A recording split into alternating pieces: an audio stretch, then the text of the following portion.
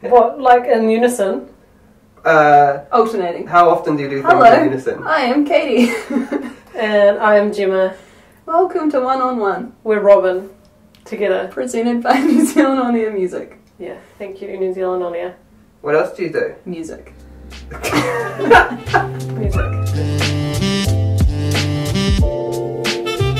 Whose turn is I it? think it's your turn.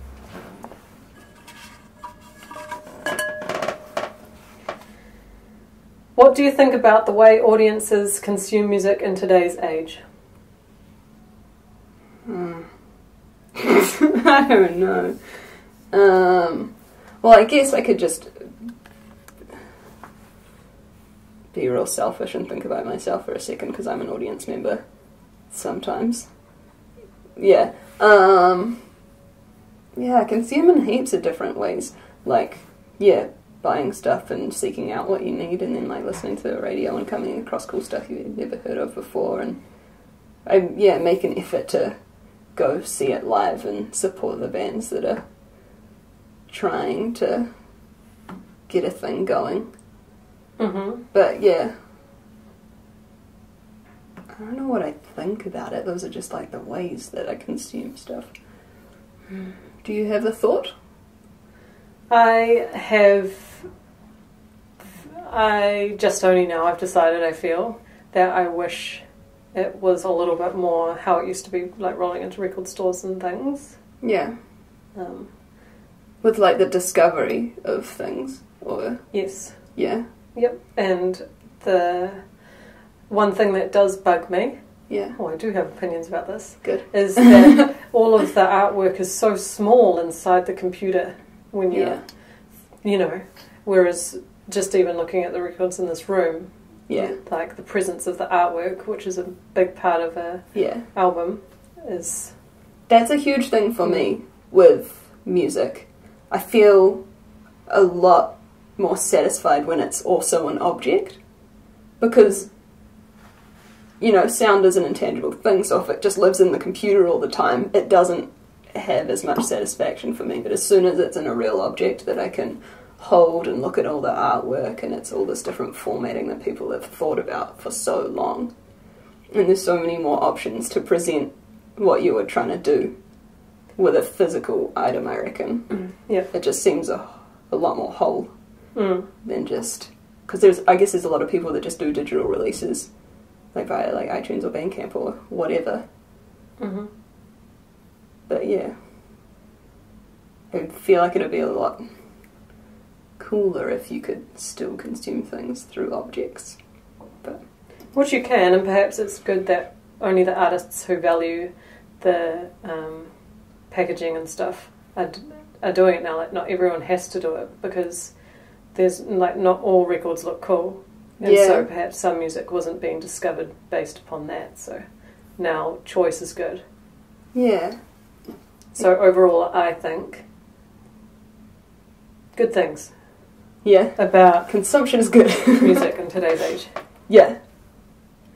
Pro-choice. Yeah, it's changing all the time though, so I guess you can only have just like random thoughts that are relevant to right now, because yeah, like Apple Music is kind of like a recent development, and all of those streaming services are going to be completely changing all of the time, so we'll just see where things go, really. Yeah, I don't know. Let's do another one. The question is, do you love any artists who speak in a language you don't understand, and why? Yes. Yeah. I'm going to say their name wrong, and it bugs everyone, but Seguros. Seguros. Yeah. Is it Seguros? Or... No, who cares? Whatever. Carry on. I don't know. Yeah, loved them since high school. Why do I love them? Yeah. Good record covers. Yeah. And good music. Yeah. Yeah. They're just good. They're great. I love them because they're good. And I think it's nice not being able to understand what they're saying, because then you can make your own connections between the imagery and the music and stuff, because they've done quite a lot of visual things, releasing DVDs and all their artwork and stuff is always quite thorough. Mm.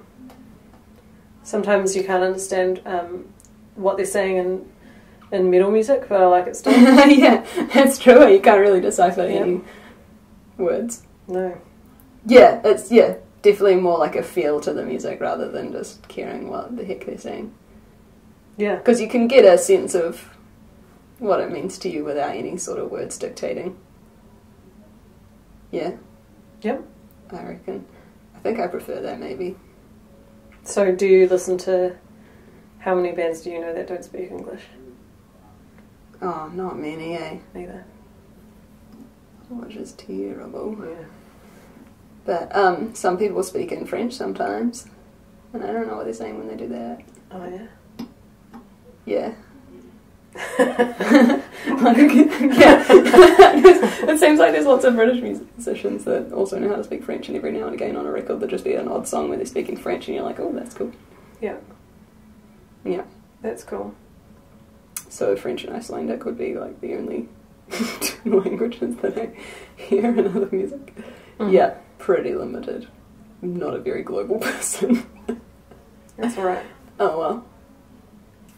Do you have a musical family? What sparked your musical interest?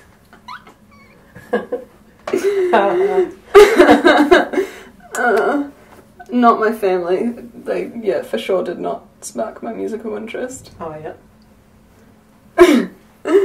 I don't know. Well, I was forced to play instruments when I was little, Mm-hmm. and I was kind of just doing it, and I think I enjoyed it, but I was just doing it, and then you started writing your own songs and going to the stomach and stuff, and I'd go along and be like, hey, that's actually way more enjoyable and kind of cool. Yeah. But You wouldn't say your family sparked your not my interest? parents. No. I feel like my parents were like a deterrent, and then you were like bringing it back, like, oh, it can be cool. Yeah. Don't be put off by other things. Yep. Yeah, there can be a space away from them that is cool. Yes. Yeah. Cool. I would say that my... What's the question? Family. Music family. Is your family sparking. musical? Yeah, family. Dad tries. He tries. Yeah. Mum isn't musical at all, really, is she? But I feel like she appreciates the effort put in. Yeah. Yeah. Yeah. But beyond that, not really, eh? No. But, yeah, initial introduction to music would be through family anyway. Yeah, for sure. But I would credit my friends and my friends' older brothers and that sort of stuff way more. Yeah. For the things that, I'm interested in now, that'd be similar. Like, yeah, it was definitely around through family and stuff, but not things that were that inspiring, really. Yeah. I don't know. Yeah. Except for you. Oh, is that right? Well, yeah, I like your songs. Oh, Control played it the other day when I was in the car. that's good. Yeah. That was nice. That is nice. Yeah. Can't get away from it. Yeah, cool. I don't know, can you think of anything else in family music? No. No, you've nailed that one. Do you remember your first favourite band? What was so great about them? I don't think I know the answer to this for you. Well, I'd say my favourite band, would be the Beatles when I was little. Oh yeah, cool. Because of Dad, probably. Yeah. What's so great about them? They're real catchy, good looking. Yeah. British. Yeah. I like them a lot, still. Yeah. I guess they've got a giant discography, so you can't really get sick of them too quickly. Oh, but it's not all good. Yeah, but it's so varied that you could listen to the same band and it feels like you're not listening to the same band. Yeah. So if your musical interests are progressing, you could probably still be listening to the Beatles. For sure, for sure. Yeah. which is kind of handy. Yeah. Yeah, because actually that's a good point, because they would have been my favourite band when I was little, before I could decide that what I wanted to listen to. Yeah. And I've recently got back into them. Yeah. In the last couple of years, and the albums that I enjoy the most are ones that Dad doesn't like at all. So would it be like Sgt. Pepper's and later would be? Yeah, I like that Revolver one the best. Yeah.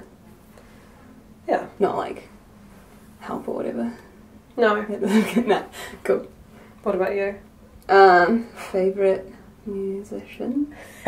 What are you gonna guess? What would you say? What would I say is yours? Why are you laughing? I don't know. It's like you something came to mind or something. Just all of them. I can't remember. Oh. I had a lot of... I don't know, the ones that I remember being... Yeah, like I guess I listened to music when I was little and stuff. But things that were definitely my favourite, and I just nailed it to death and listened to it over and over and over and over again, would probably be like a combination all tied. Like Alexis on Fire, Incubus and Jeff Buckley around a time like just when you're like 13 or whatever, where you're getting into like favourite bands and just listening to stuff repetitively. Is it my turn? I think so. If you started, it's your turn. Do you think more about the audience or about yourself when you are creating?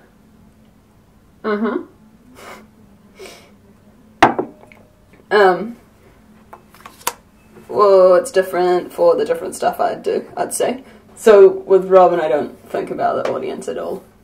It doesn't even enter my mind until someone's like, do you want to play a show? And I'm like, whoa, we have to play that song to people. And that's how late I think about it. And then I'm at the show playing it, like, try not to think about them, just play the song. Yeah. And then for other, like, sound stuff that I make that involves a little bit more thinking in the presentation of stuff, like presenting directly to an audience. And for like my experience so far, it's been an audience that's kind of mostly within an institution or something. It's already kind of dictated who's going to see your stuff. I think about it while I'm making it and after I've made it, and how to make the next thing to improve it so that it can be received in a particular way. Yeah. Yep, that's my answer Cool. there. I think that I think about the audience on and off the whole time. Yeah. It's always part of it a little bit. That's Not good. in like a probably good way though. More in a uptight about it, worried about what people think. Oh, okay. Then knowing that I shouldn't care about what people think. Yeah. Worrying about whether... Yeah. All of the like uptight self-doubt things involved with an audience's presence. Yeah. Do you have that same thing when you're performing, or do you forget it and you just do it? Just do it and hope that they enjoy it. So it's in the making process, and once you get to the performing, you're like, I'm happy with it, let's just see what happens. Yeah, there's not a lot you can do. Yeah. True. Have you ever, when you write songs and stuff, do you ever edit the things that you've made in terms of how they were received? Do you ever think of stuff like that? Like, has anyone ever given you feedback and you've been like, maybe that could adjust a thing that I've done?